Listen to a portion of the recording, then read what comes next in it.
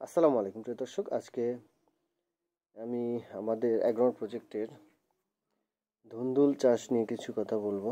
তো এর আগে আমরা যে ভিডিওটি করেছিলাম সেটি আমরা যে আমাদের যে মাচা, এই মাচায় আমরা সাধারণত ধুন্দুলের গাছগুলো কোন প্রক্রিয়ায় খুব সহজে এবং স্বল্প খরচে মাচায় তুলে দেই সেই বিষয়টি আপনাদেরকে শেয়ার করেছিলাম।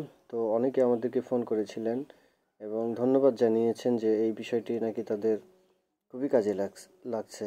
তো যাই হোক, আমরা আপনাদেরকে পর্যায়ক্রমে আমরা যে কাজগুলো করি অ্যাগ্রোনট প্রজেক্টের সবজির খামারে, তো সেই বিষয়গুলো আমরা চেষ্টা করি সকলের মাঝে যেন ছড়িয়ে দিতে পারি। আর আমাদের এই কাজগুলো আপনাদের যদি উপকার লাগে তাহলে অবশ্যই আমরা নিজেদেরকে সার্থক মনে করি। আর এই বিষয়টি সকলের মাঝে ছড়িয়ে দিবেন আপনারা। ছড়িয়ে দিতে যে কাজটি, অবশ্যই আমাদের ভিডিওগুলোকে লাইক মারবেন এবং শেয়ার করে দিবেন, যাতে যারা এই কাজগুলো করেন তাদের যেন উপকারে লাগে। আমাদের টার্গেট হচ্ছে অ্যাগ্রোনট প্রজেক্টের মতোই যেন সকলে আমাদের যে ফসলগুলো করে আমরা অ্যাগ্রোনট প্রজেক্ট আজকে সফলতা পেয়েছে, আমাদের প্রত্যেকটি কৃষক যেন সেই সফলতাটা পায়। তো যাই হোক, আপনারা দেখতে পাচ্ছেন যে ফুল আমাদের কাছে তো অলরেডি ফুল চলে এসেছে। তো আমরা এগুলো ছিঁড়ে দিচ্ছি। এর পেছনে যে গোপন রহস্যটি আছে আপনারা হয়তো সে বিষয়টি অবগত থাকতে পারেন। কারণ ধুন্দুল গাছ ছোটো অবস্থা থেকেই ধুন্দুলের ফল চলে আসে। আর যেহেতু গাছ ছোট, এই কারণে গাছগুলো দুর্বল হয় এবং পরবর্তীতে যে ফল হয় সেগুলো গুণগত মানটা কিছুটা খারাপ হওয়ার সম্ভাবনা থাকে।